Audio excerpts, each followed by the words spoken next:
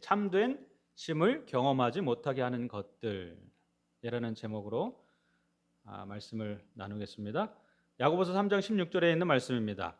시기와 다툼이 있는 곳에는 혼란과 모든 악한 일이 있음이라. 우리를 쉼에 거하지 못하게 하는 것들이 무엇인지 오늘 야고보서 3장 16절에 있는 말씀을 통해 우리에게 잘 알려주고 있습니다. 무엇입니까? 시기와 다툼이 있는 것입니다. 왜냐하면 시기와 다툼, 그곳에는 모든 혼란과 악한 일이 있기 때문에 그렇습니다. 여기에 그림에 보니까요, 우리 직장 동료인 것 같아요. 상사와 또 부하 직원 같은데 서로 막 싸우고 있습니다. 칼이 날아다니고 총알이 날아다니고 대포가 날아다녀요. 물론 이 말로다 그렇게 하는 거죠. 그러나 여러분, 우리가 말을 잘못함으로 인해서 상대방에게 정말 큰 상처를 줄 수 있는 것입니다. 그것을 잘 표현한 그림인 것 같아요. 그렇습니다. 다툼이 있는 곳에, 시기가 있는 곳에 악한 일이 있는 것입니다. 결국에는 그것이 발전해서 서로를 죽이는 그런 일들이 벌어지게 되는 거죠. 자, 그렇다면 우리 마음속에 이런 것들이 왜 있는지 좀 진단을 해보면 과연 우리 마음속 깊은 곳에는 무엇이 있길래 우리에게 이렇게 시기와 다툼이 있을까요? 마음을 진단을 좀 해보겠습니다. 여러분의 마음을 한번 생각해 보시기 바랍니다. 우리 주변에 있는 사람들의 마음을 생각해 보세요. 과연 우리의 마음에 무엇이 있길래 우리를 시기에 빠지게 하고 질투에 빠지게 하고 다툼에 빠지게 하고 결국 악으로 빠지게 하는 것입니까? 근래에 심리학이 많이 발달했어요. 그래서 많은 전문가들이 인간에게 이런 문제들이 일어나는 이유에 대하여 결국에는 무엇이라고 말합니까? 사랑의 결핍이라고 말하고 있는 것입니다. 모든 우리의 심리적인 문제의 근본적인 원인을 추측해 볼 때 현대 이 심리학의 결론, 사랑의 결핍으로 귀결이 되는 것이죠.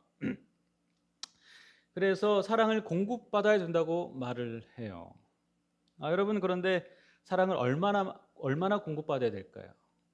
사랑의 결핍으로 인해서 괴로워하는 우리의 심령에 사랑을 공급받기 위해 여러 가지 일들을 해봅니다. 그런데 보도 이놈의 마음은, 상처난 이 마음은 만족할 줄 몰라요. 그래서 봤더니 뭐가 깨졌어요? 항아리에 밑이 깨져버린 것입니다. 여기 계속해서 사랑을 공급해봤자 이 마음은 만족할 줄 모르고 더 큰 사랑, 더 큰 사랑, 더 큰 사랑을 바라는 것입니다. 사실은 그래서 이 현대 심리학이 탄생을 합니다. 이 상처를 먼저 치료해야 된다는 것입니다. 상처를 치료하지 않으면 밑빠진 독에 물 붓기라는 거예요. 그래서 요즘에 부쩍 우리 주변에 심리 상담센터가 많이 늘었죠. 이 현대 심리 상담센터는 정말 전문적이에요. 상처 하나하나를 원인을 발견하고 진단을 하고 치료를 하기 위하여 잘 준비되어 있습니다. 그런데 여기에도 한계가 있는 것입니다. 여러분, 우리의 마음에 구멍이 한 개면 괜찮겠어요, 그렇죠? 그 원인이 그저 한 개면 괜찮겠어요. 그런데 마음을 치료하려고 들여다 보니까, 진단을 하다 보니까 이 상처가 하나가 아니에요. 하나를 찾았다 싶으면, 치료했다 싶으면 또 다른 상처가 보이는 것입니다. 그리고 많은 돈을 들여서 그거를 치료했다 싶으면 또 다른 상처가 보이는 것입니다. 끝도 없이 많은 상처들이 내 안에 있음을 발견하게 되는 것입니다. 시간을 버리고 돈을 버리고 오랜 세월이 지났지만 결국에 치료되지 않는 우리 자신을 살펴보면서 실망하게 되는 것이죠. 여러분, 그렇다면 결코 우리의 상처난 마음은 치료될 수 없는 것일까요? 그렇지 않습니다. 우리는 누구에게 물어볼 수가 있어요? 예수님. 여러분, 예수님이라면 어떻게 하셨을까요? 예수님이라면 어떻게 우리의 이 상처난 마음을 위하여서, 그것을 치유하기 위하여서 과연 그분이라면 무엇을 하셨겠습니까? 여러분, 여기에 분명한 성경의 답이 있어요. 이 앞에 보이는 것이 요단강입니다. 이미 예수님께서는 거기에 대한 대답을 다 갖고 계십니다. 그리고 강물 속으로 예수님께서 저벅저벅 걸어가시죠. 거기에 누가 기다리고 있었어요? 침례 요한이 기다리고 있었어요. 그리고 예수님은 뭐 죄가 없으시고 완전하신 분입니다. 그럼에도 불구하고 침례 요한의 손에 의해서 물속에 깊이 잠기십니다. 그리고 일어나세요. 그리고 한 말이 무엇입니까? 우리가 이와 같이 하여 모든 의를 이루는 것이 합당하니라. 예수님은 친히 그분은 필요하지 않은데도 불구하고 상처난 수많은 백성들을 위하여서 그것이 어떻게 치료됨을 보이기 위하여서 어떻게 하셨어요? 모본을 보이셨어요. 어디에 들어가는 거예요? 여러분, 독에 물 붓기가 아닙니다. 그렇죠? 독을 어디에 빠뜨려 버리는 거예요? 물속에 빠뜨려 버리는 거예요. 독에 물을 벗어 채우는 것이 아니라 이 독을요, 밑 빠진 독을, 구멍에 숭숭 뚫려버린 이 독을, 이 마음의 독을 강에 빠뜨려 버리는 것입니다. 물이 충만한 강에 잠그는 것입니다. 그래서 가득 채우셨어요. 여러분, 우리 침례에 대한 의미는 우리가 너무나 잘 알고 있어요. 그런데 왜 하필이면 물일까요? 물은 어떤 성질이 있을까요? 왜 물에 잠가져야 하는 것입니까? 물은 용매입니다. 지구상에서 가장 특이하고 가장 중요한 것 중에 하나가 물입니다. 물이 너무 많기 때문에 우리는 물이 별로 중요하지 않다고 생각할지 모르지만 그것이 아닙니다. 물은 모든 것을, 대부분 많은 것들을 녹이는 그런 성질이 있어요. 여러분, 그래서 우리가 설거지를 어디다 합니까? 물에다 하죠. 여러 가지 음식 찌꺼기, 그리고 여러 가지 것들이, 지저분 것들이 묻었을 때 물을 묻혀 설거지를 합니다. 물을 묻혀서 빨래를 합니다. 물을 묻혀서 상처를 씻어내요. 왜냐하면 이 물이 나머지 것들, 더러운 것들, 찌꺼기들, 그런 것을 다 녹여서 밖으로 씻어내기 때문에 그런 것입니다. 물이 없다면 우리는 생명을 유지할 수가 없을 거예요. 우리 몸의 모든 노폐물을 녹여서 몸 밖으로 배출하는 것이 바로 물이기 때문에 그렇습니다. 왜 하필이면 예수님께서는 물속에 잠기셨을까요? 여러분, 우리가 이 물을 보면 예수님의 큰 사랑을 생각하게 되는 것입니다. 여러분, 모든 것을 녹여서 씻어주는 물, 그것은 모든 것을 용서하시고 치유하시는 예수님의 사랑을 떠올리게 하지 않습니까? 여러분, 예수님께서 우리를 치료하시는 방법은요, 확실히 다릅니다. 깨진 독을 어디에 담가 버리시는 거예요? 물속에 담그는 것입니다. 하나님의 그 큰 사랑에 담그시는 것입니다. 그리고 우리가 경험하지도 못했고 알지도 못했던 그 사랑 안에서 우리의 모든 것들을, 나쁜 것들을 다 녹여버리시고 모든 죄를 다 용서하시고 새롭게 우리를 빚으시는 것입니다. 예전에 깨진 독이 아니고요, 이제 물속에서 올라온 이 마음의 독은 새롭게 빚어진 독이에요. 그렇게 우리를 바꿔주신 것입니다.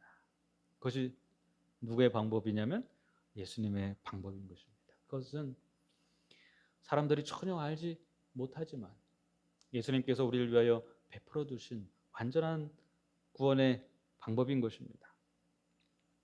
여러분, 그런데 그것이 우리에게 왜 필요할까요? 여러분, 성경에 보면 그것이 우리에게 왜 필요한지, 또 오늘 교과의 말씀을 보면 우리가 얼마나 그것을 절실히 필요로 하는지 알 수가 있습니다. 누가복음 22장 14절 30절에 보면 이 제자들이 4학년을 마치고 졸업하는 만찬이 펼쳐집니다. 무슨 이야기입니까? 여러분, 예수님의 제자들이 예수님을 몇 년 동안 쫓아다녔습니까? 3년 반 동안 쫓아다녔어요. 요즘으로 하면 삼육대학교 신학과 4학년인 것입니다. 그리고 모든 수업이 마치면 졸업을 하죠.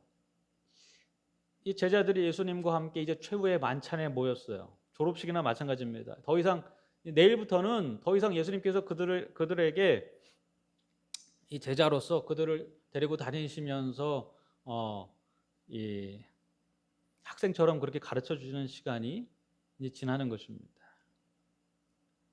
그들은 비유하자면 신학과 4학년 졸업식 만찬에 참석했어요. 여러분, 그렇다면 좀 성숙한 모습을 그들이 좀 보여줘야 되지 않습니까? 적어도 누구한테 배웠어요?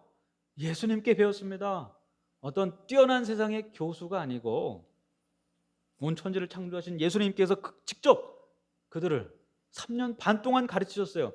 그들의 깨진 독에 사랑을 부으셨습니다. 그렇다면 그들은 확실히 무엇인가 좀 달라져 있어야겠죠. 그러나 여러분이 졸업식 만찬 때 무슨 일이 벌어집니까? 서로 다투죠. 어떻게 다퉈요? 누가 더 큰 자가 될 것인가? 여러분, 예수님께서 거룩한 만찬을 베푸시고 내일이면 잡히셔서 이제 그 다음날 돌아가실 그런 상황입니다. 그런데 그 거룩한 자리에 이제 제자로서 이제 좀 성숙한, 졸업해도 될 만한 그러한 모습을 드러내도 시원찮은데, 제자들이 만찬 중에 누가 더 큰 자냐, 내가 더 크냐, 네가 더 크냐, 이렇게 다투는 것입니다. 여러분, 여기에 뭐가 나와요? 시기가 나옵니다. 그렇죠? 다툼이 나와요. 서로 질투합니다. 이것은 무엇이라고 했습니까? 악이라고 그랬어요. 그것의 원인이 무엇이라고요? 사랑의 결핍이라. 여러분, 3년 반 동안 예수님을 따라다녔는데 그들이 얼마나 많은 사랑을 받았겠어요? 얼마나 많은 기적을 받겠어요? 그럼에도 불구하고 그런 모든 것들이 밑 빠진 독에 뭐였어요? 물붓기였어요. 여러분, 그런데 그들에게 더 이상 희망은 없었습니까? 아닙니다. 여러분, 그들의 깨진 그 심정이 언제 채워집니까? 다름 아니라 언제 채워집니까? 예수님의 부활 후에 예수님께서 기다리라고 하셨어요. 그들은 마가의 다락방에서 기다립니다. 그리고 그들의 심령에 무엇이 내려요? 하나님의 성령이 오시는 것입니다. 여러분, 하나님의 성령이 오셨을 때 그들의 마음은 꽉 차게 됐습니다. 여러분, 이들의 마음이 사랑으로 가득 채워진 경험을 하게 된 것은 다름 아니라 이들이 하나님께 푹 빠졌을 때였습니다. 성령 안에 그들이 잠겼을 때였습니다. 그거밖에 답이 없는 것입니다. 그 안에서 제자들은 새로운 영혼으로 빚어지는 것입니다. 그리고 그들은 새로운 사람으로 다시 태어나게 되는 것입니다. 오늘 이 자리에 계신 저와 여러분, 우리 모두에게 필요한 것은 사실 이 경험인 것입니다. 우리에게 있는 여러 가지 상처난 마음들, 흠들, 그거 하나하나 치료하는 것도 물론 중요하겠죠. 그것도 우리의 인생의 과제일 것입니다. 그러나 여러분, 예수님께서 우리에게 제시해 주는 방법은 단순히 우리 마음속에 있는 상처 한두 개를 치료하는 것이 아닙니다. 그분은 우리를 그분 안으로 부르십니다. 그리고 모든 것을 그분께 맡기고 풍덩하고 빠지라고 말씀하시는 것입니다. 혹시 자리에 계신 분들 중에 아직도 하나님 안에 모든 것이 잠긴 경험이 없으신 분 있습니까? 그래서 아직 마음에 덜 채워진 그러한 기분으로 살고 계신 분이 있습니까? 오늘 예수님의 제자들이 경험했던 것처럼 온전히 그분의 성령 안에 잠기게 되는, 하나님 안에 잠기게 되는, 그래서 전혀 다른 사람으로 새로 태어나는 경험이 저와 여러분에게 있게 되기를 간절히 바랍니다. 자, 그렇다면 이 세상에 수많은 사람들이 있는데 고침을 받아야 될 자들은 누구일까요?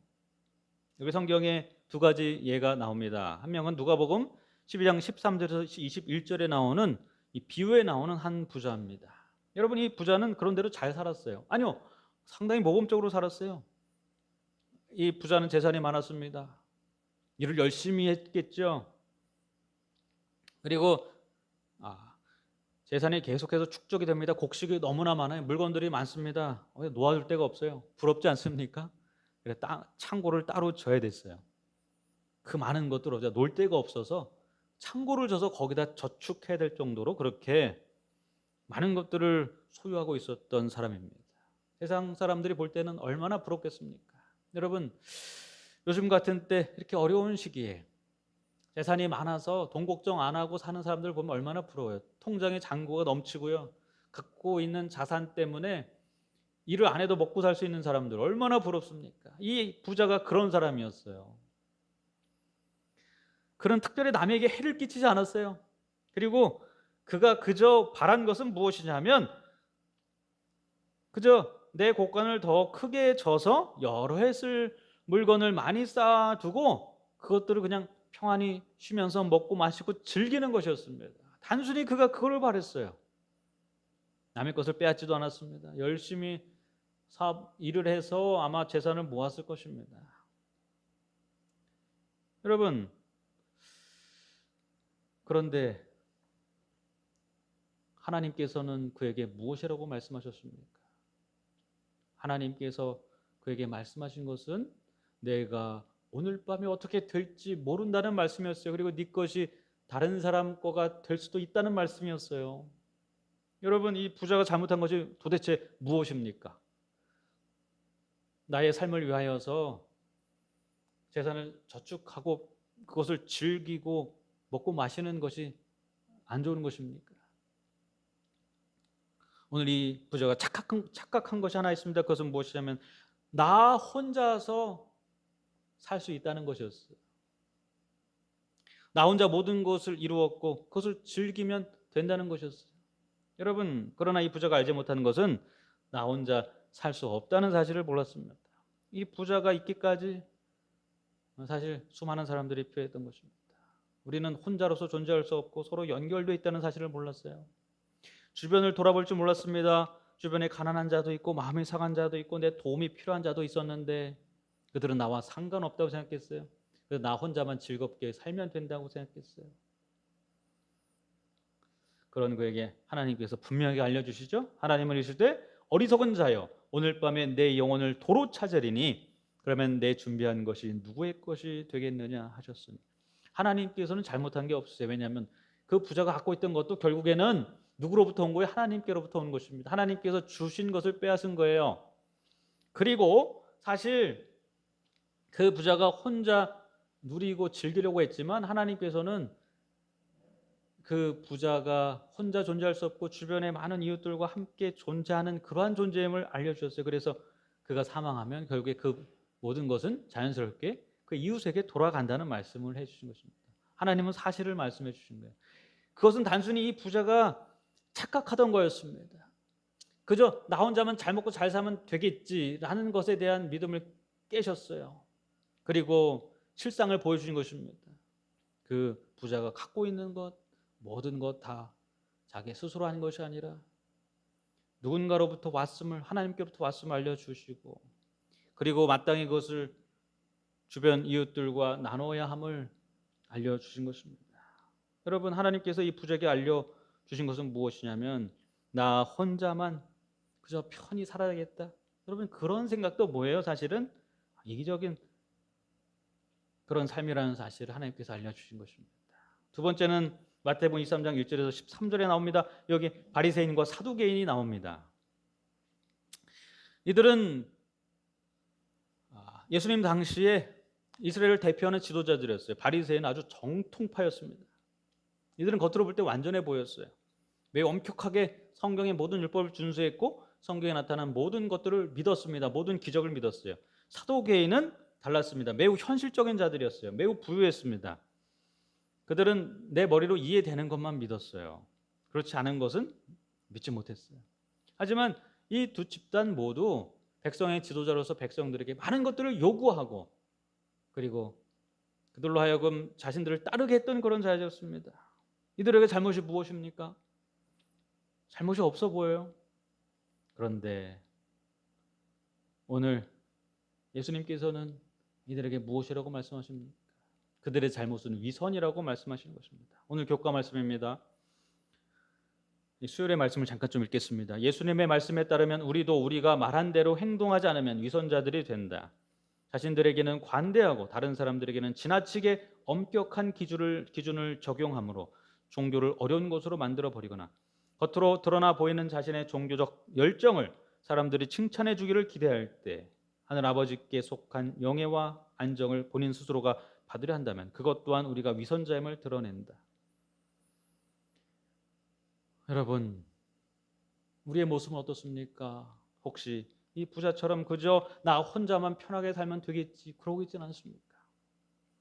혹시라도 바리새인과 사두개인들처럼 나도 못할 일을 가지고 다른 사람에게 강요하고 있는 그러면서 나 자신은 선하고 이런 하나님의 백성이라고 생각하고 있지는 않습니까? 이 양극단 모두 아니라는 것입니다.